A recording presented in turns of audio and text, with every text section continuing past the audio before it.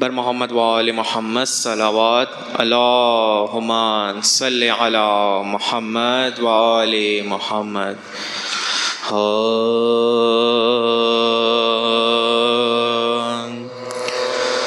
بلبل کو گل پسند،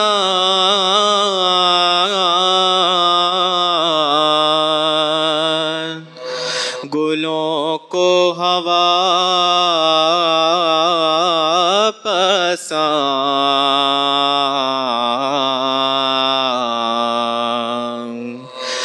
ہم بو ترابیوں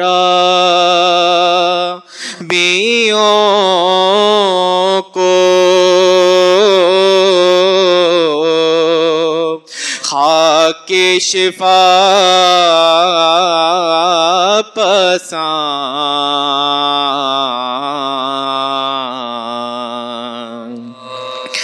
یہ اپنی اپنی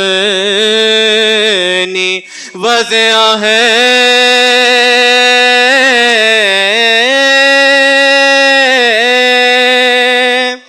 ایسا کنانے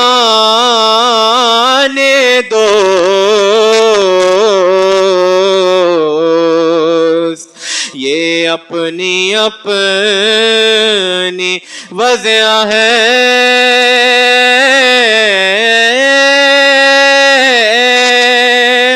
ایسا کنانے دوست، تم کو ارم پسند، ہمیں کربلا پسند،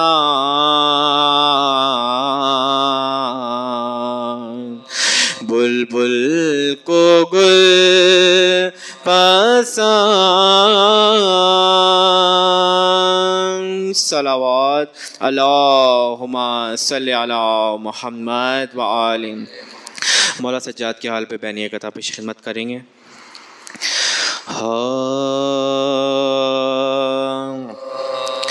عابد سا جگر دار،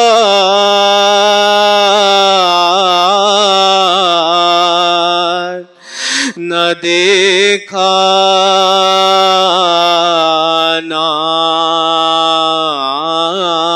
سنا اس طرح کا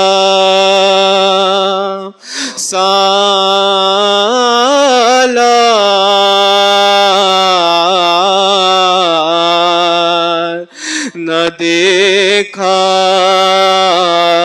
نہ سنا.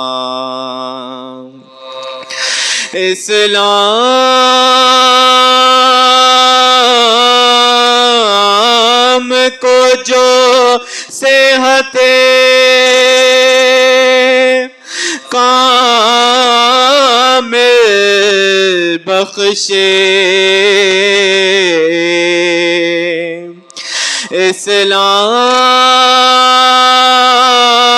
اسلام کو جو صحت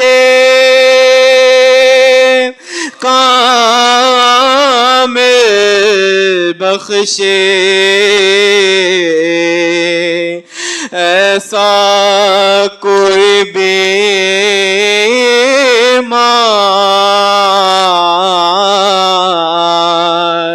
نہ دیکھا نہ سنا. عابد سا. فاتحہ.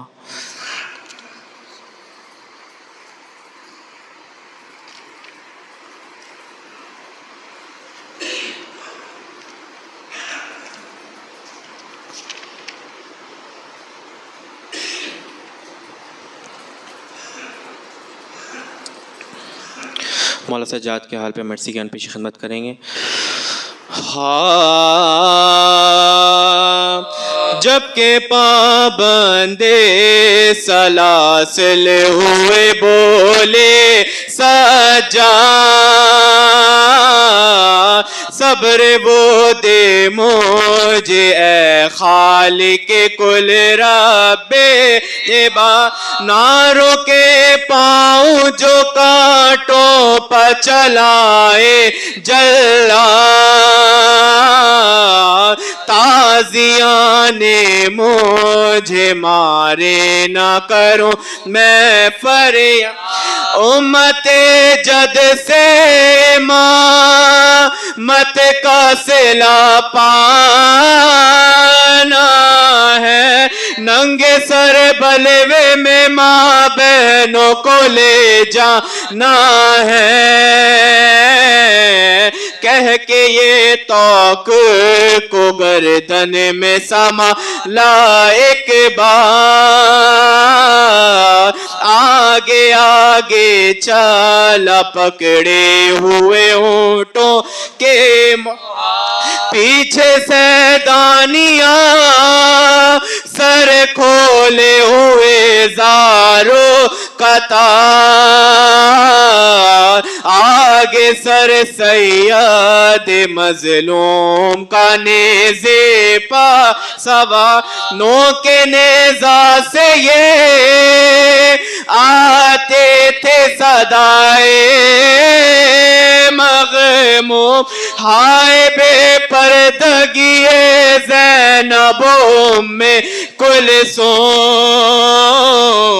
ناگہاں لاشائے سرور نے صدا دے اس دام سخت منزل ہے تجھے صبر دے رب دھیان بے وہ کر رہے قید میں بیٹا ہر دام میرے بیمار تیرے ساتھ ہی چلتے ہیں شمر ازلم سے سکے نا کو بچانا بیٹا میری نادان کو سینے سے لگانا بیٹا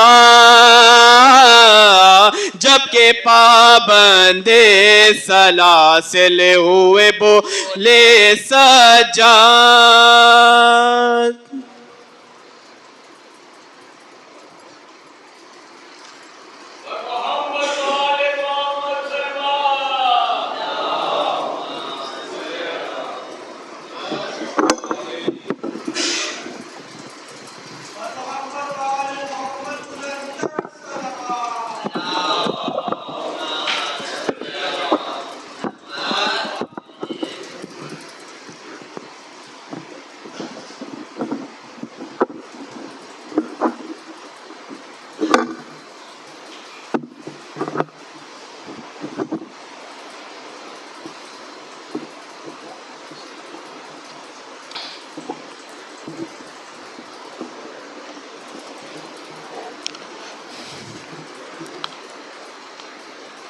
فاتحہ بسم اللہ الرحمن الرحیم الحمد للہ رب العالمین الرحمن الرحیم مالک یوم الدین ایاک نعبد و ایاک نستعین اهدنا الصراط المستقیم صراط الذین انعمت علیہم غیر المغضوب علیہم ولا الضالین بسم اللہ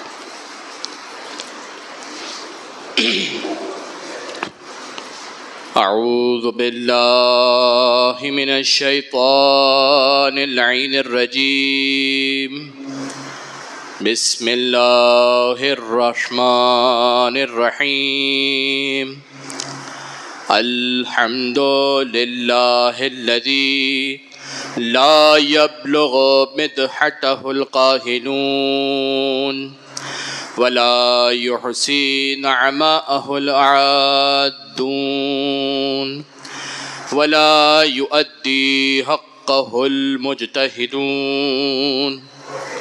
الذي لا يدركه بعد الهمم ولا يناله غوص الفتن الذي ليس لصفته حد محدود ولا نعت موجود ولا وقت معلوم ولا أجل ممدود فطر الخلائق بقدرته ونشر الرياح برحمته وودد بالصخور ميدان أرضه ثم الصلاة والسلام على أشرف الأنبياء والمرسلين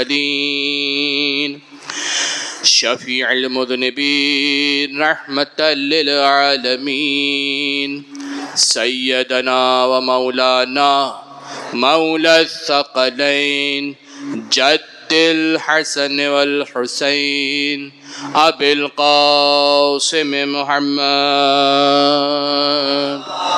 صلى على محمد وعلى أهل بيته الطيبين الطاهرين المعصومين المظلومين لا سيما بقية الله الأعظم روحي وأرواحنا لتراب مقدمه الفداء واللعنة الدائمة على أعدائهم من يوم عداوتهم إلى قيام يوم الدين أما بعد فقد قال الله تبارك وتعالى وروي عن رسول الله صلى الله عليه وآله أفضل الأعمال إدخال السرور على قلب المؤمن بما لا إثم فيه. درود پڑھ دیجئے محمد اور آل محمد کی ذات پر صلی علی. جو افراد پیچھے کی طرف تشریف فرما ہے ان سے گزارش ہے کہ تھوڑا تھوڑا آگے تشریف لے آئیں تاکہ مجلس کا ماحول بھی بن جائے اور بعد میں آنے والے افراد کو زحمت کا سامنا بھی نہ کرنا پڑے. ایک مرتبہ درود پڑھتے ہوئے آگے تشریف لے آئیے. پر محمد و آل محمد صلوات صلی علی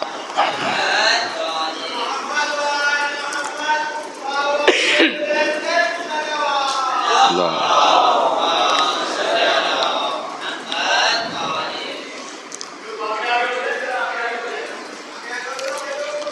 سرنامہ کلام کے طور پر جس حدیث کو آپ کے سامنے پڑھنے کا شرف حاصل کیا، ختمی مرتبہ حضرت محمد مصطفیٰ صلی اللہ علیہ وآلہ وسلم صلی اللہ. ان کی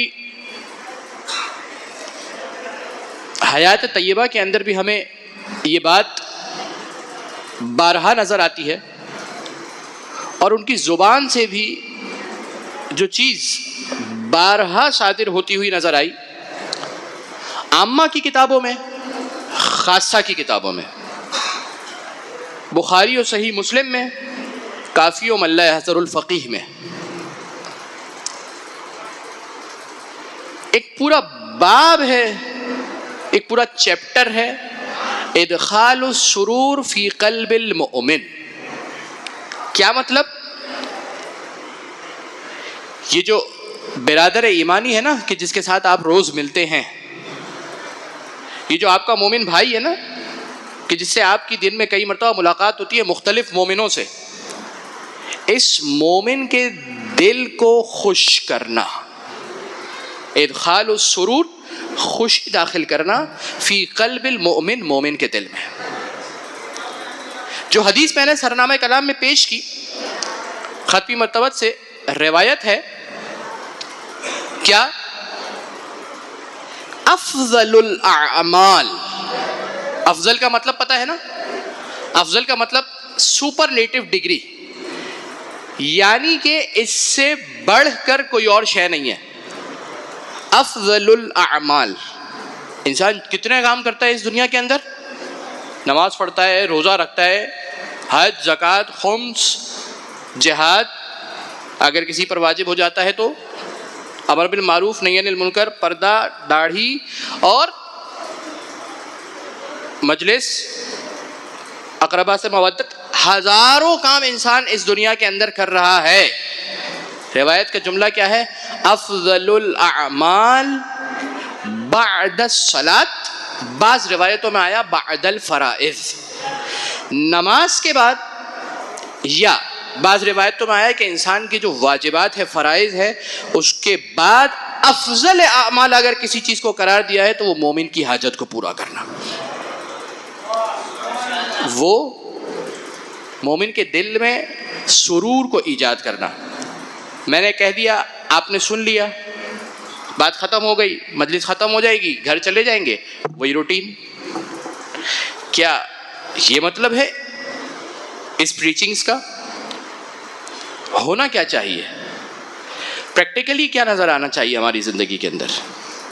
اگر ایک شخص اپنی کوئی حاجت لے کر میرے پاس آیا ہے کسی ریفرنس سے، ڈائریکٹلی کسی اور طریقے سے، اگر مجھے پتہ چل جاتا ہے کہ میرا ایک مومن بھائی مشکل کے اندر گرفتار ہے.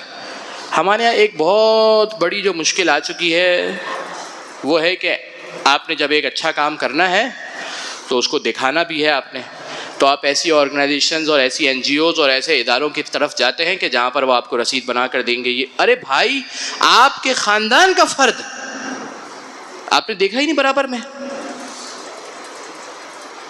آپ کی بہن، آپ کا بھانجا، آپ کا بھتیجا، آپ کی خالہ، آپ کے چاچا، آپ کے ماموں.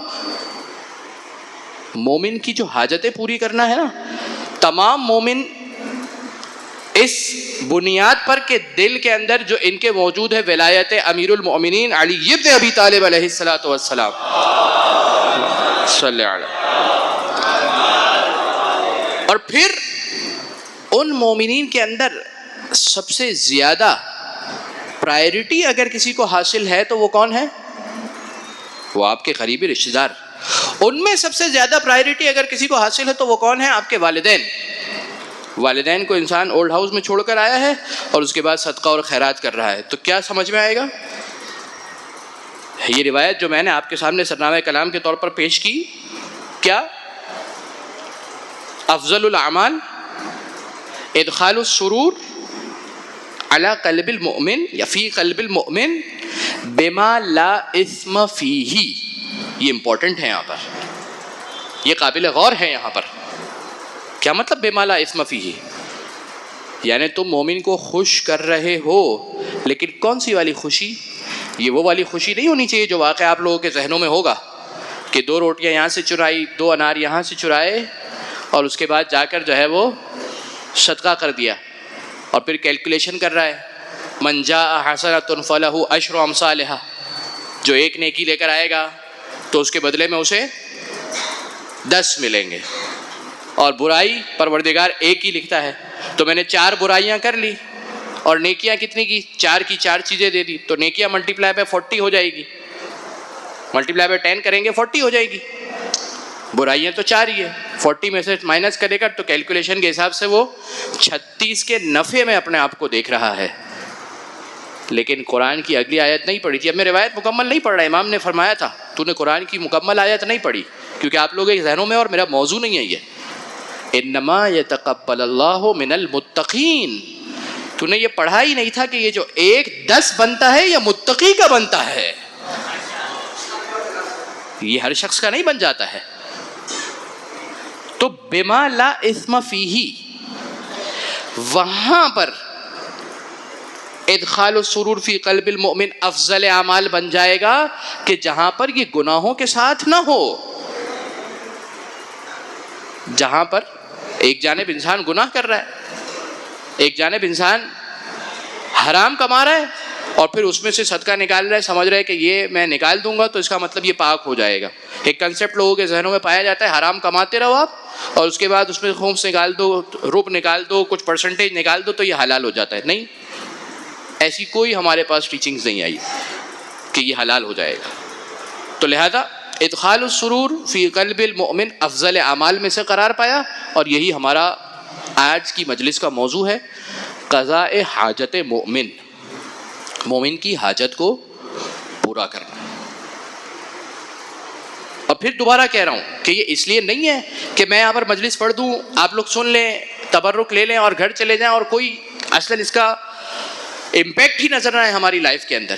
نہیں ہے، اس لیے نہیں ہے، بلکہ یہ تعلیمات اس خاطر ہے کہ ہماری زندگیوں کے اندر حد عقل منیمم چیز اگر انسان نہیں کر سکتا، بعض اوقات ہوتا ہے انسان کے ہاتھ کھلے ہوئے نہیں ہے، بستے ید نہیں ہے، بندھے ہوئے ہاتھ، لیکن کم از کم اتنا تو کر سکتا ہے کہ دل کے اندر افسوس کرے کہ کاش میں اس کی مدد کر سکتا، کاش کہ میرے پاس وہ ریسورسز اور وسائل ہوتے.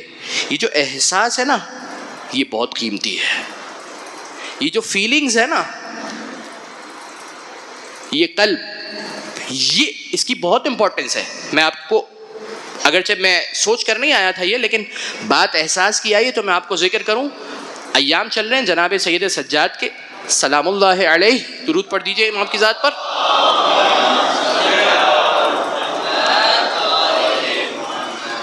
ایک کتاب جو امام کی ذات سے منسوب ہے، رسالۃ الحقوق، ٹھیک ہے نا، آپ لوگوں نے سنی ہوئی ہے.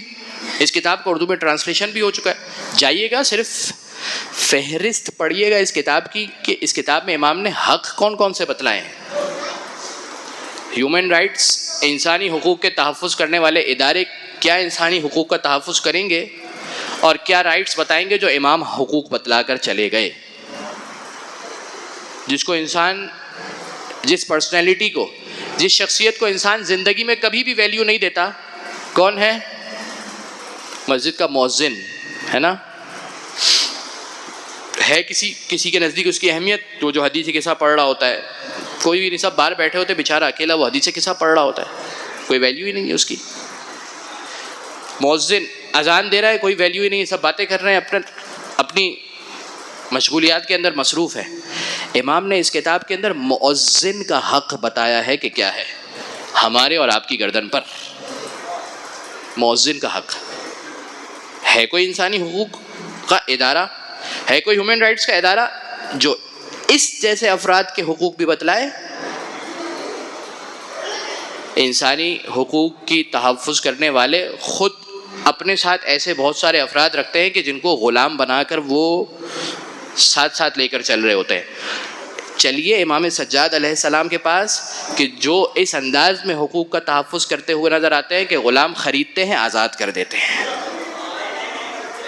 آج غلام نہیں بنا سکتے، لیکن اس طریقے سے انسان کو خرید لیا جاتا ہے کہ غلام سے بھی زیادہ.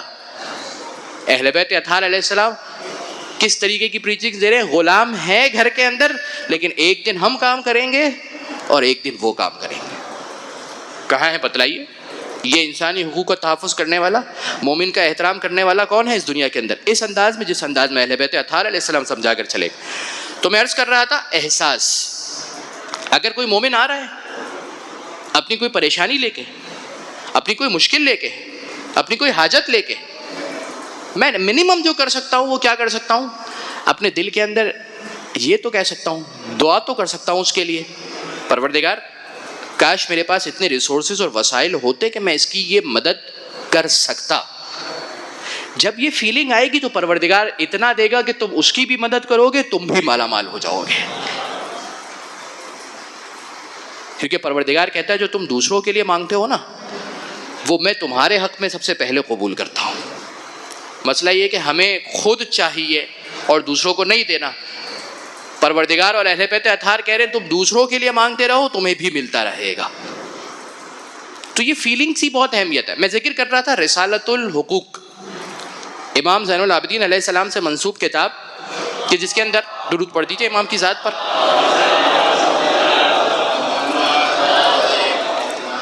کہ جس کتاب میں امام علیہ السلام نے حقوق اور رائٹس بیان کیے کہ انسان کی گردن پر کس کس چیزوں کا، کن کن جاندار کا، کن کن غیر جاندار مخلوق کا انسان کی گردن پر حق ہے.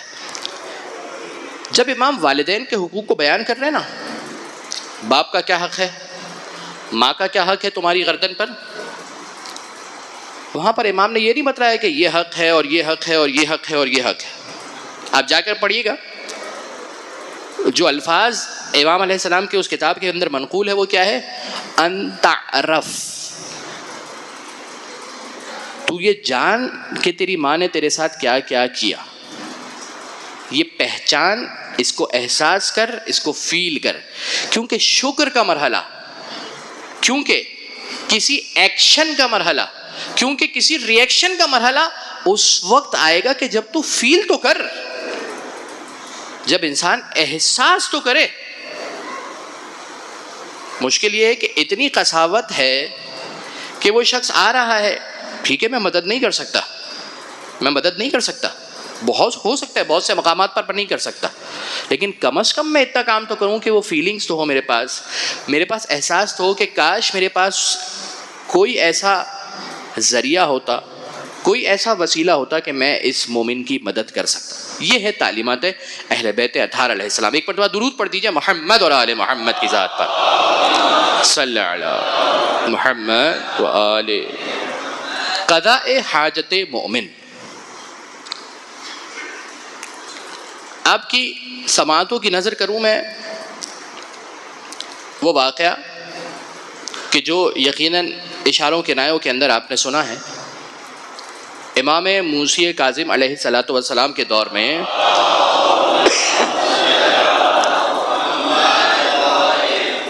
امام کے ایک قریبی ساتھی ہے جو ہے کہاں پر بنی عباس کے دربار میں وزیر ہے. پہنچ گئے علی ابن یقطین. امام علیہ السلام کے صحابی جن کی جان اتنی زیادہ قیمتی تھی کہ امام نے ایک مرتبہ انہیں ایک ایسے وضو کے طریقے سے آشنا کیا کہ جو ہمارے مذہب سے تعلق نہیں تھا اس طریقے کا، لیکن امام نے اسے بتلایا اور وہ بھی اتنا متعبد تھا، تبھی تو اتنا قریب تھا کہ امام کو اس کی جان کی اتنی پرواہ تھی. جیسا طریقہ بتلایا، جیسا پرسکرپشن آیا تھا، جانتا تھا کہ امام کی طرف سے ہے، تو اب اس کے بعد ڈاؤٹ نہیں تھا ارے یہ کیسے کچھ یہ ایکس وائی زیڈ یہ کیا ہوا کیا نہیں. اگر پتہ ہے کہ یہ امام کی طرف سے ہے تو علی ابن یقطین کو پتہ ہے کہ میں نے یہی کرنا ہے. ایک بار شور ہو گیا، وہ ایک بار انسان اس مقام پر پہنچ جائے کہ یہ امام کی جانب سے کہا گیا ہے تو اب اس کے اندر اپنی عقل نہیں چلے گی. ہاں یہ شور ہونا چاہیے کہ امام کی طرف سے ہے. علی ابن یقطین کو یہ معلوم تھا کہ امام کی جانب سے یہ خط آیا ہے، اس کا مطلب کہ کوئی نہ کوئی ریزن تو ہے. تو لہٰذا اس انداز سے وضو کیا. کسی نے مخبری کر دی تھی پیچھے سے کہ یہ امام کا چاہنے والا ہے، دربار کی باتیں جا کر امام کو بتلاتا ہے، امام کے دین پر عمل کرتا ہے اور جو امام کی تعلیمات ہیں اس کے مطابق چلتا ہے. کہا کہ اچھا اگر یہ بات ٹھیک ہوئی جو تم کہہ رہے ہو تو علی ابن یقطین کی گردن اڑا دی جائے گی، اور اگر یہ بات غلط ہوئی تو تمہاری گردن اڑا دی جائے گی. کہا کہ چلو چھت پر چلتے ہیں. چھت پر چل کر دیکھتے ہیں کہ علی ابن یقطین وضو کیسے کرتے ہیں. اب گئے چھت پر کیا دیکھنے کے لیے کہ علی ابن یقطین وضو کیسے کرتے ہیں، کیونکہ وضو کے طریقے سے یہ بات آشنا واضح روشن ہو جائے گی کہ علی ابن یقطین کس مذہب کے پیرو ہیں. اب امام کی جانب سے علی ابن یقطین کو خط آ چکا ہے کہ وضو کیسے کرنا ہے. گئے دیکھا کہ علی ابن یقطین تو عامہ کے انداز سے وضو کر رہے ہیں. ایک مرتبہ بڑا پریشان ہو گیا وہ شخص جس سے جا کر مخبری کی تھی کہ یہ کیا ماجرا ہے. اسے سمجھ میں نہیں آیا، اس کی تو گردن اڑا دی گئی. اگلے دن امام کا دوبارہ سے خط آیا علی ابن یقطین اب دوبارہ سے اسی انداز سے وضو کرنا ہے.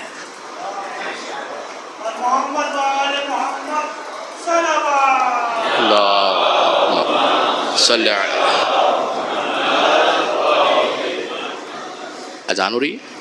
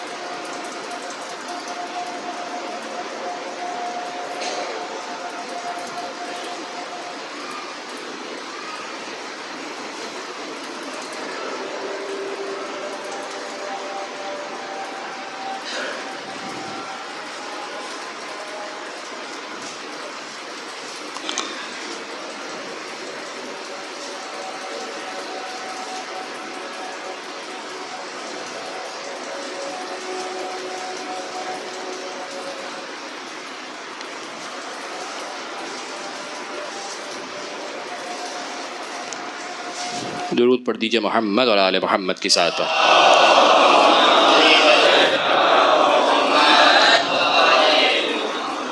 یہ علی بن یقطین کہ جن کا تذکرہ آپ نے سنا، ایک مرتبہ ایک صحابی ہیں، ایک مومن ہیں جن کا نام ہے ابراہیم جمال.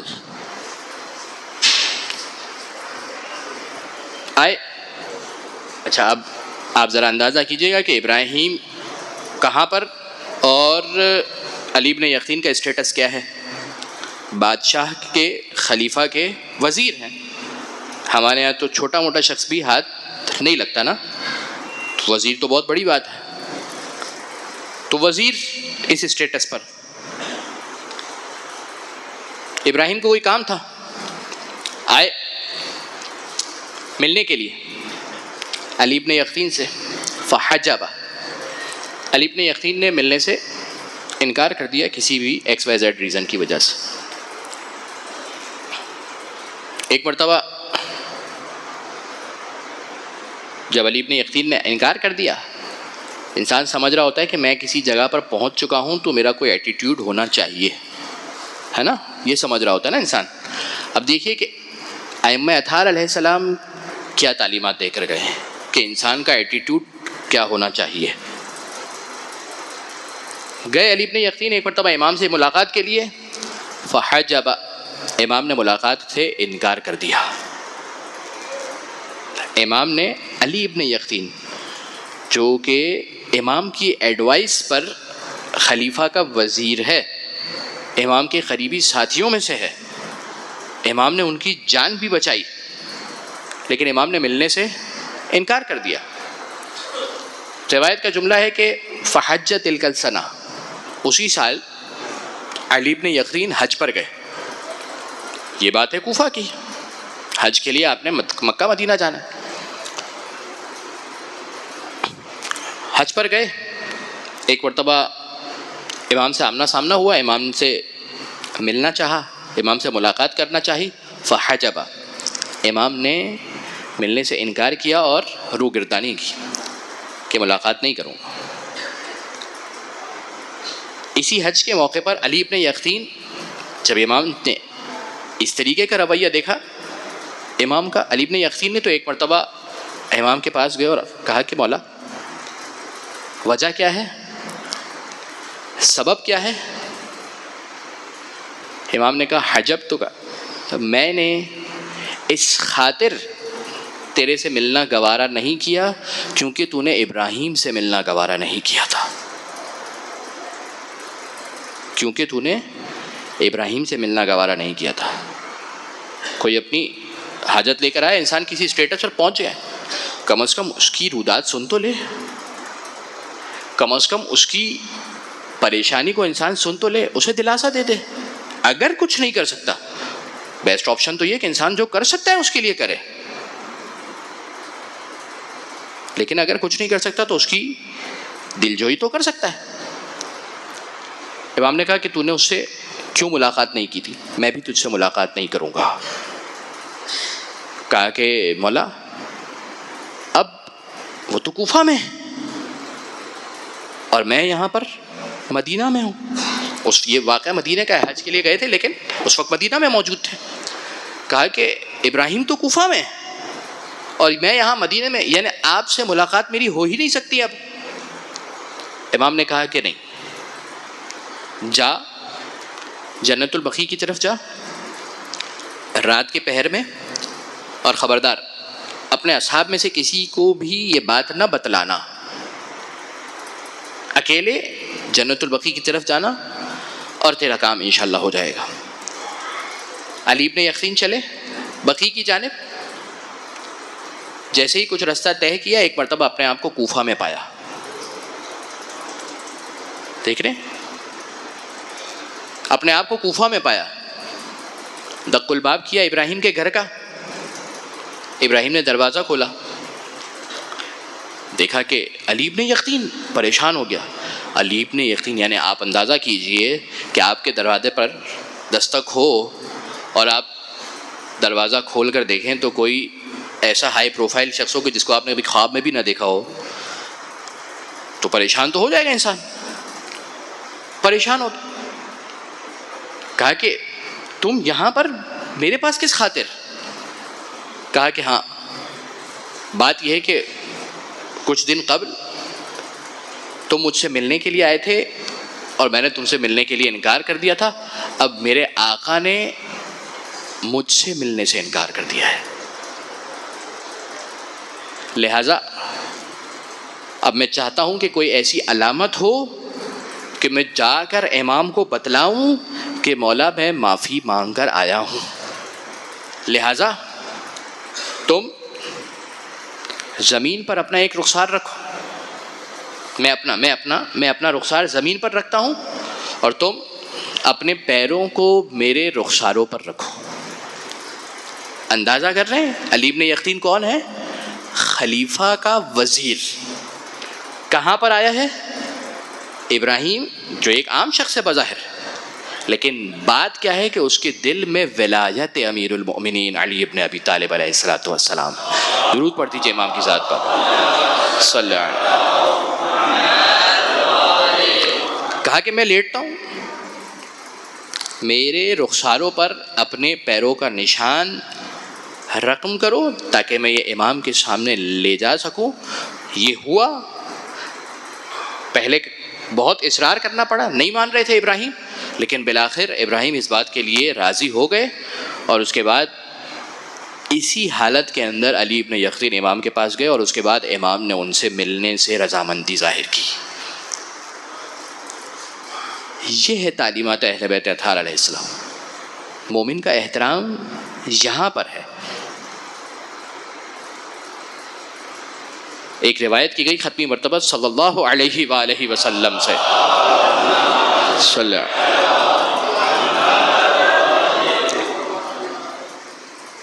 کہ رسول ایک مرتبہ کعبے کے پاس آئے اور کہا کہ ما اعظمک، ما اعظم شأنک وحرمتک، کیا شان ہے تیری اور کیا احترام ہے تیرا علی اللہ، خدا کے نزدیک. اور پھر کیا فرمایا؟ کہا کہ ان حرمت المؤمن اعظم منک، جو مومن کا احترام ہے نا وہ کعبے سے بھی زیادہ ہے. کعبے سے زیادہ مومن کا احترام ہے. یہ صرف اس مومن کی بات نہیں ہونی جو آپ کے دروازے پر آ کر دستک دے رہا ہے. آپ کے گھر میں بھی 5-6 مومنین رہتے ہیں نا، اس کا احترام بھی کعبے سے زیادہ ہے. مختلف قسم کے مشاجرات اور مختلف قسم کے ڈائلاگس جو 24/7 چلتے رہتے ہیں، اس وقت بھی اس بات کا خیال رکھنا ہے کہ یہ جس سے میں بات کر رہا ہوں، یا اگر خاتون ہے تو اس کو خیال رکھنا ہے کہ میں جس سے بات کر رہی ہوں یہ مومن ہے.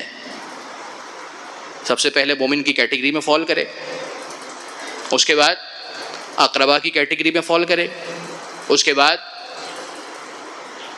اہل گھر والوں کی کیٹیگری میں فال کرے گا. یہ جیسے جیسے کیٹیگری دائرہ تنگ ہوتا جائے گا نا، ویسے ویسے فضیلت اور عظمت بڑھتی جائے گی. ایک عام مومن کا احترام یہ ہے کہ اس کی حرمت اور اس کا احترام کعبے سے زیادہ ہے، تو جو اقربا ہیں ان کا احترام اس سے زیادہ ہے. جو گھر کے اندر آپ کے اہل و عیال ہیں ان کا احترام اقربا میں بھی سب سے زیادہ ہے، اور ان میں سب سے زیادہ آپ کے گھر میں آپ کے والدین جو ہیں ان کا احترام ہے. تو یہ وہ چیزیں ہیں کہ جو ہمیں تعلیمات، جو ہمیں پریچنگز، جو ہمیں اہل بیت اطہار علیہ السلام کی جانب سے دی گئی ہے تاکہ ہماری زندگیاں جنت بن سکیں. کس خاطر دی گئی؟ یعنی کیا اس کے اندر اہل بیت اطہار علیہ السلام کا کوئی پرسنل بینیفٹ تھا؟ پروردگار کو کوئی خاص فائدہ حاصل ہو رہا تھا اس چیزوں سے؟ نہیں. مسئلہ یہ تھا کہ ہماری زندگیاں بے چینی اور بے سکونی کی صورت اختیار کر چکی ہے. پروردگار چاہتا ہے کہ انسان اس دنیا کے اندر اس حالت کے اندر زندگی گزارے کہ سکون کی حالت پہ زندگی گزارے، ٹینشن نہ ہو. ہائپر ٹینشن کا مریض نہ ہو چکا ہو کہ وہ ہر ڈاکٹر کو چینج کر رہا ہے کہ بھائی کس طریقے سے میرا ٹینشن دور ہوگا. یہ ٹینشن دور ہونے کی دوائیاں اہل بیت اطہار علیہ السلام دے کر جا چکے ہیں. مسئلہ یہ کہ وہ کھائے کون؟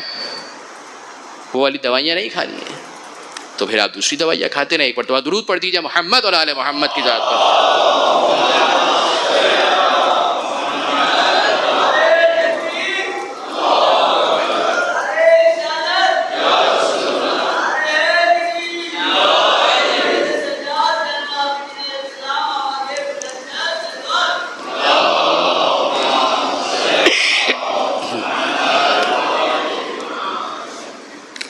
یہ ہے اہل بیت اطہار علیہ السلام کے نزدیک مومن کا احترام. قضائے حاجت مومن ایک اہم ترین عنوان ہے, ایک اہم ترین ٹاپک ہے, ایک اہم ترین چیپٹر ہے. حتیٰ میں یہاں پر عرض کروں, بہت احتیاط سے عرض کر رہا ہوں کہ بہت سارے علماء زیارت ائمہ اطہار علیہ السلام کے چیپٹرز کو جہاں پر ڈسکس کرتے ہیں نا, وہاں پر احترام مومن اور قضاء حاجت مومن کی بات کو ذکر کرتے ہیں. کتنا زیادہ ہمارے نزدیک ویلیویبل ہے اور ہونا بھی چاہیے زیارت ائمہ اطہار علیہ السلام, لیکن اس کے ساتھ ساتھ وہیں پر ہی اسی مقام پر ذکر کیا جاتا ہے قضاء حاجت مومن کو. یعنی بعض مستحبات ہے نا کہ جس کے اندر اتنا زیادہ ایمفسائز کیا گیا اہل بیت اطہار علیہ السلام کی جانب سے کہ انسان سوال کرتا ہے, بلکہ بعض روایات میں سوال آیا مومن کے اعتبار سے نہیں, زیارت امام حسین علیہ السلام کے اعتبار سے سوال ہے مومن کی جانب سے. ائمہ اطہار سے سوال کیا گیا کہ اگر یہ فضیلتیں ہیں تو واجب کیوں نہیں ہے؟ ٹھیک ہے نا, تو اب میرا وہ ٹاپک نہیں, لہٰذا مجھے وہاں پر جانا نہیں ہے. تو میں ویٹیج وزن بتلانا چاہ رہا ہوں, اس چیپٹر کا وزن کتنا ہے, قضاء حاجت مومن کا وزن کتنا ہے, یہ عنوان پروردگار کے نزدیک اہمیت کتنی رکھتا ہے. ایک شخص امام زین العابدین علیہ الصلوۃ والسلام کے پاس آیا, صلی اللہ علیہ. راوی ہیں زہری, روایت کرتے ہیں امام سجاد کے صحابی ہیں. کہتے کہ ایک شخص آیا, فشکل حاجہ, اس نے اپنی ضرورت کا مطالبہ نہیں کیا, یعنی اس نے اپنی ضرورت کو امام کے سامنے پیش کیا. مطالبہ اس وقت ہوتا ہے جب سامنے والے شخص بھی اس کی گردن پھنسی ہوئی ہو. ایسا نہیں تھا, وہ آ رہا تھا, امام کے پاس آیا اور امام کے پاس آ کر اس نے کہا کہ مولا مجبور ہوں, میں نے کچھ قرض لیا ہوا ہے. کتنا قرض لیا ہوا ہے؟ 4000 درہم, 4000 درہم. 4000 قرض لیا ہوا ہے. درہم اس زمانے میں چاندی کے سکے جو ہوتے تھے اسے کہا جاتا تھا, ٹھیک ہے. البتہ ادا نہیں کر پا رہا. اب کیا میں گھر بھی نہیں جا سکتا؟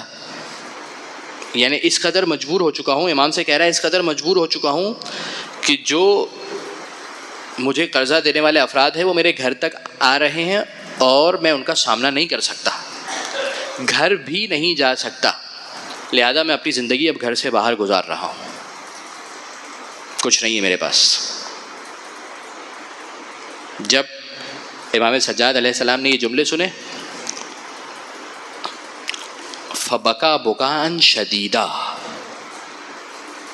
امام علیہ السلام دھاڑے مار کر زارو قطار گریہ کرنے لگے.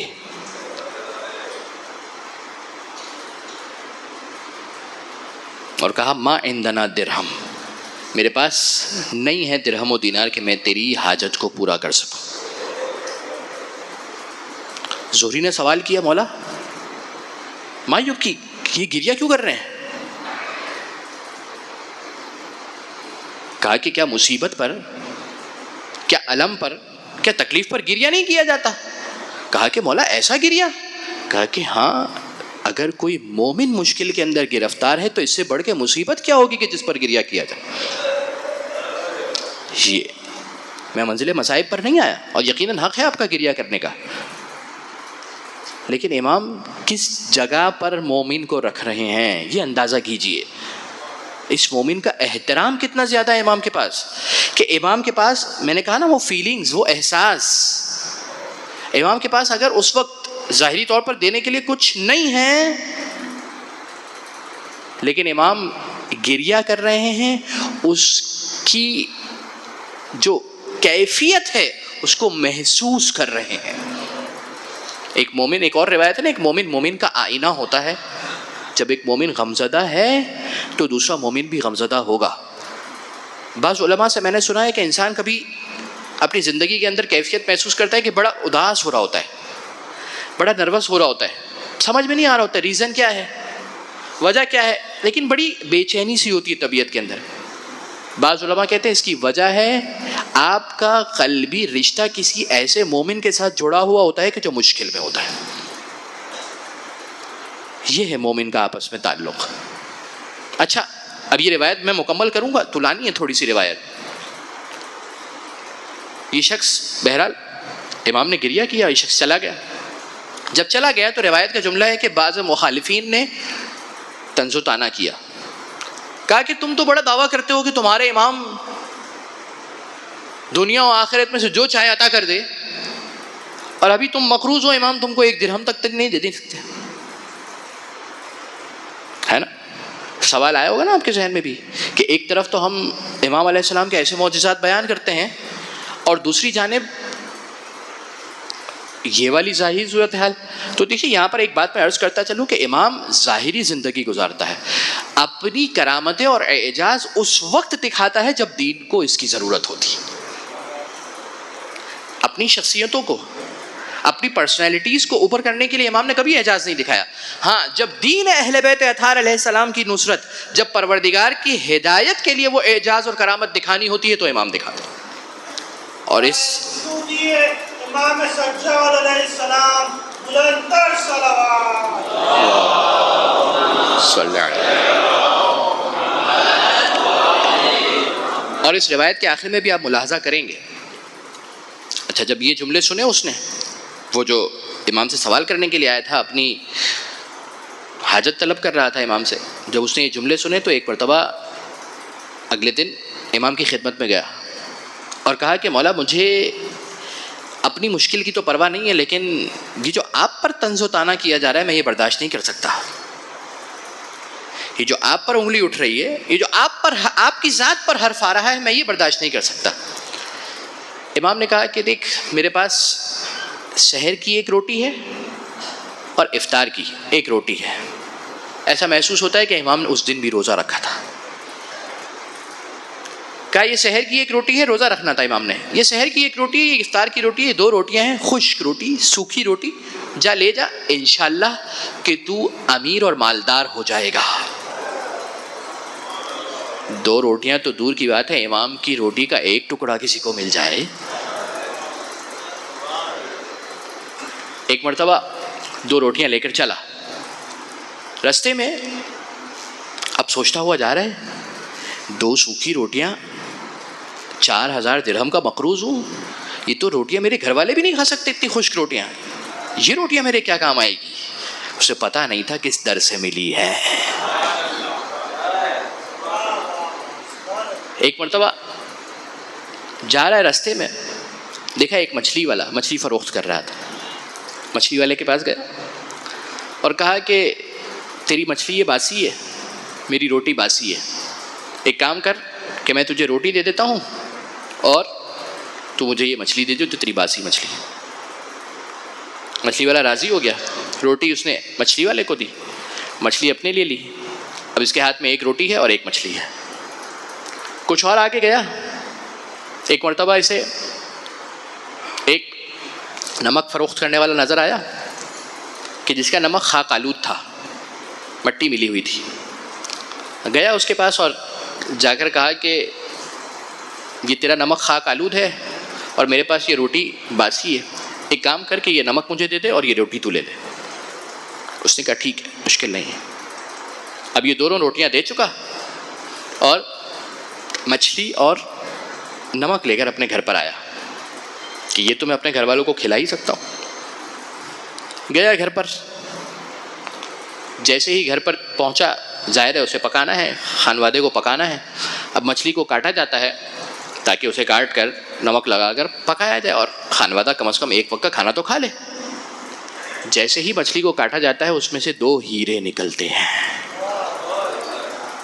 محمد و آل محمد صلوات اللہم صلی علی محمد و آل. 2 قیمتی مالا مال ہیرے نکلتے ہیں. پریشان ہو جاتا ہے، یہ کیا ماجرا ہے. بہرحال سوچتا ہے کہ اب ہم کم از کم یہ مچھلی اور نمک سے اپنا پیٹ تو بھر لیں. پکانے کی تیاری کر رہے ہیں، اتنے میں دروازے پہ دق الباب ہوتا ہے. جاتا ہے، دیکھتا ہے کہ کون ہے. مچھلی والا بھی موجود ہے، نمک والا بھی موجود ہے. کہا کہ یہ جو تیری جو روٹیاں ہیں دو، ان روٹیوں کو دیکھ کر ایسا محسوس ہوتا ہے کہ تو بہت ہی غریب اور نادار شخص ہے. یہ روٹیاں تو رکھ لے، اور مچھلی اور نمک بھی ہمیں نہیں چاہیے. دونوں روٹیاں اس کے پاس آ جاتی ہے، مچھلی اور نمک تو پہلے ہی عوض میں لے کے آیا تھا. وہ دونوں چلے جاتے ہیں، مچھلی والے اور نمک والے. ایک مرتبہ جیسے ہی وہ جاتے ہیں، دروازے پر دق الباب ہوتا ہے. دیکھتا ہے پھر کون آ گیا. ایک مرتبہ دروازے کو دیکھا مولا کا غلام آیا تھا. کہا کہ وہ جو 2 روٹیوں کے ذریعے سے تو مالا مال ہونے والا تھا نا، تیری ضرورت پوری ہو چکی ہے، تو ہمیشہ کے لیے امیر ہو چکا ہے. وہ جو 2 روٹیاں امام نے دی تھی نا، وہ دوبارہ واپس دے دے، اس لیے کہ اسے امام کے علاوہ کوئی اور نہیں کھا سکتا.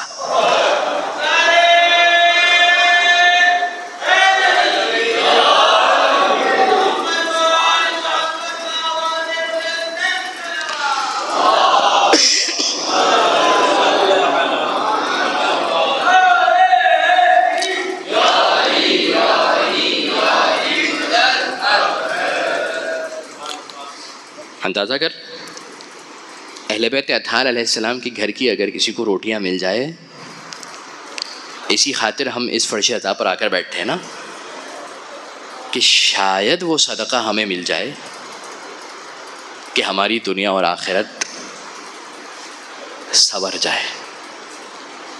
یہ ہے اہل بیت اطہار علیہ السلام، اور یہ ہے ان کی تعلیمات کہ تم آپس میں جو مومنین ہیں اس کا رشتہ کیا ہونا چاہیے. اس سے فرق نہیں پڑنا چاہیے کہ وہ اپنے دل کے اندر کیا خیالات رکھتا ہے اور کیا نظریات رکھتا ہے. بھائی ولایت امیر المؤمنین علیہ السلام سے بڑھ کر کوئی اور چیز ہے کیا اتحاد کے لیے؟ اس سے بڑھ کر بھی کوئی چیز ہے کیا کہ جہاں پر آ کر انسان بیٹھ جائے، جمع ہو جائے؟ بہرحال گفتگو بہت ہو سکتی ہے اس موضوع پر، لیکن دامن وقت میں گنجائش نہیں ہے. یہ ہے اہل بیت اطہار علیہ السلام. ایک شخص آیا اور آ کر اس نے کسی مومن کی تحقیر کی، حقارت کی، انسلٹ کی. جب امام کے پاس آیا تو امام نے کہا کہ تو نے ہماری انسلٹ کی ہے. پریشان ہو کے کہا کہ مولا میں نے تو آپ کی کوئی تحقیر نہیں کی، میں نے تو آپ کو کچھ بھی نہیں کہا. امام نے کہا نہیں، تو نے ہماری انسلٹ کی، تو نے ہماری تحقیر کی ہے. کہا کہ مولا آپ کی؟ کہا میں نے کچھ نہیں کیا. کہا کہ وہ جو تو نے فلاں مومن کی جو حاجت تھی، بہت چھوٹی سی حاجت تھی، وہ چاہتا تھا کہ تو اس کی مدد کر اور وہ کوئی چیز اٹھا کر فلاں مقام تک کچھ فاصلے تک لے کر جائے، خود نہیں اٹھا سکتا تھا. تو نے اس کی مدد نہیں کی تھی، روگردانی کی تھی، اس کے سوال کا جواب نہیں دیا تھا، اس کی حاجت کو پورا نہیں کیا تھا. تو نے اس کی تحقیر کی تھی، گویا تو نے ہماری تحقیر کی ہے. گویا تو نے ہماری تحقیر کی ہے. یہ ہے اہل بیت اطہار علیہ الصلوۃ والسلام کا دین اور مذہب. یہ سکھاتے ہیں اہل بیت اطہار علیہ الصلوۃ والسلام. لیکن بڑے افسوس کے ساتھ کہنا پڑتا ہے، شہزادی کونین کا وہ واقعہ آپ لوگوں کو یاد ہے کہ رات بھر دوسروں کے لیے دعائیں کرتی رہی.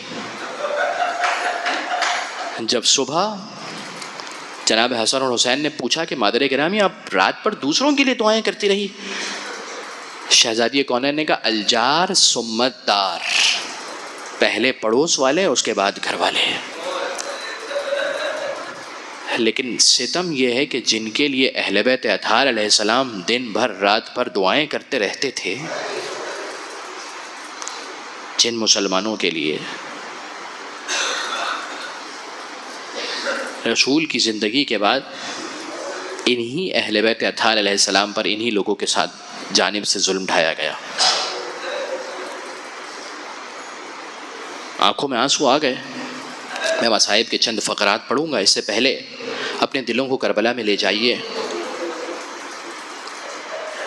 اس امید کے ساتھ کہ اگلے برس بلکہ اسی برس کوئی دن ہو کہ ہم بھی سید الشہداء امام حسین علیہ السلام کی ذریح کے سامنے کھڑے ہو کر یہ زیارت کے جملے پڑھ سکیں.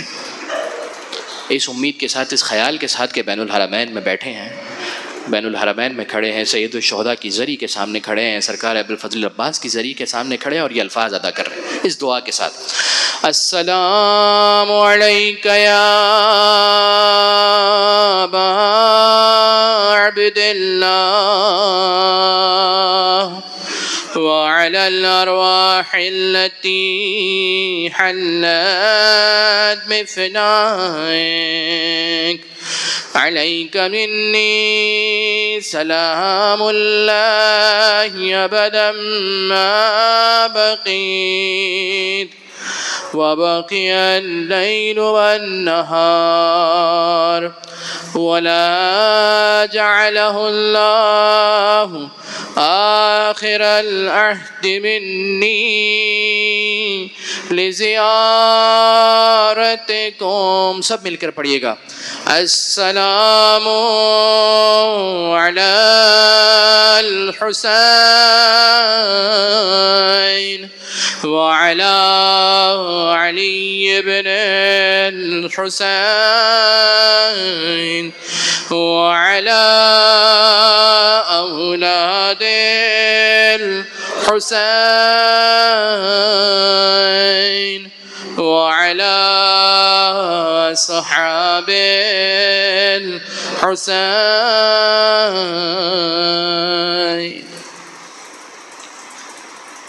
ایک جملہ ہم نے پڑھا: السلام علی الحسین وعلی علی ابن الحسین وعلی اولاد الحسین وعلی اصحاب الحسین.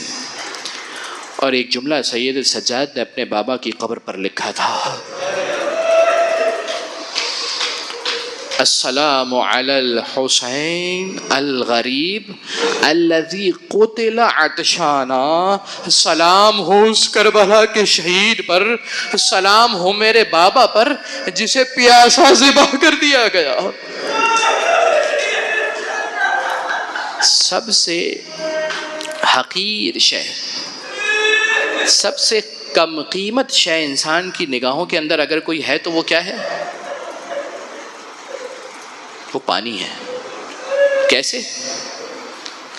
آپ کے دروازے پر اگر کوئی چیز مانگنے کے لیے آ جائے، کھانا مانگنے کے لیے آ جائے، کچھ دیر توقف کیا جائے گا، ہے نہیں ہے، دے سکتے ہیں نہیں دے سکتے. لباس مانگنے کے لیے آ جائے، مال اور دولت مانگنے کے لیے آ جائے، قرض مانگنے کے لیے آ جائے، کچھ بھی مانگنے کے لیے آ جائے کوئی شخص، انسان کچھ دیر کے لیے توقف کرتا ہے، سوچتا ہے. لیکن چھوٹا سا بچہ بھی دروازے پر اگر موجود ہوگا نا،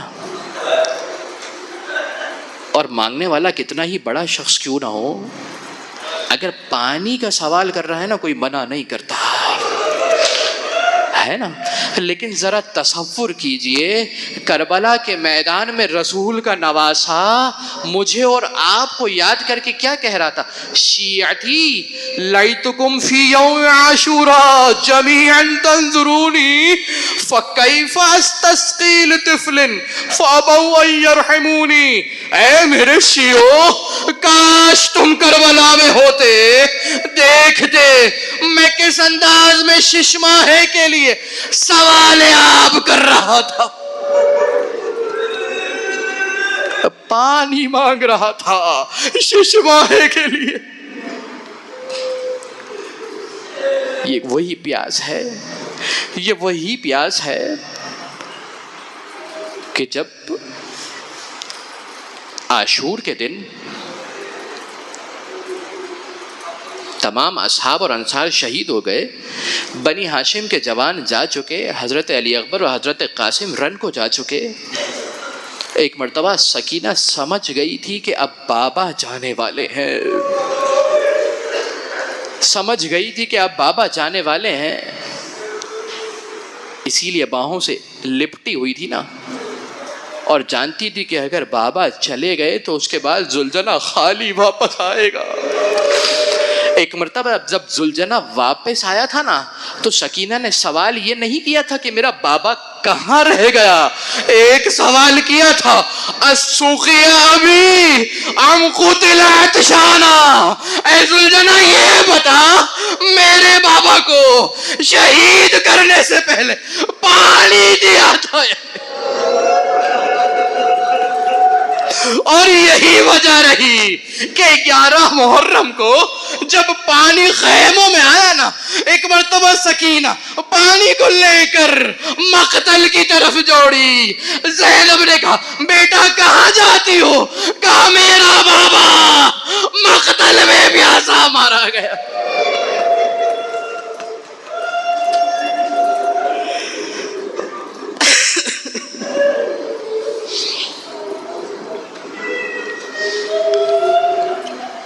الا ولعنت اللہ علی القوم الظالمین وسیعلم الذین ظلموا ایا منقلب ینقلبون. پروردگارہ تجھے واسطہ محمد اور آل محمد کا ہماری اس عبادت کو اپنی بارگاہ میں قبول فرما. پروردگارہ تجھے واسطہ محمد اور آل محمد کا حاضرین محفل بانیان محفل دنیا میں جہاں کہیں بھی شیعان اہل بیت آباد ہیں ان کی جان مال عزت اور آبرو کی حفاظت فرما. پروردگارہ تجھے واسطہ محمد اور آل محمد کا تعلیمات اہل بیت کو سیکھ کر اس پر عمل پیرا ہونے کی ہم سب کو توفیق عنایت فرما. مومنین کے آپس میں جو حقوق ہے انہیں بہترین انداز میں ادا کرنے کی ہم سب کو توفیق عنایت فرما. پروردگارہ تمام مظالم کا انتقام لینے کے لیے زمانے کے امام کے ظہور میں تعجیل فرما. ہم سب کو امام کے اعوان و انصار میں شمار فرما. ربنا تقبل منا انك انت السميع العليم وتب علينا انك انت التواب الرحيم. ماتم حسین.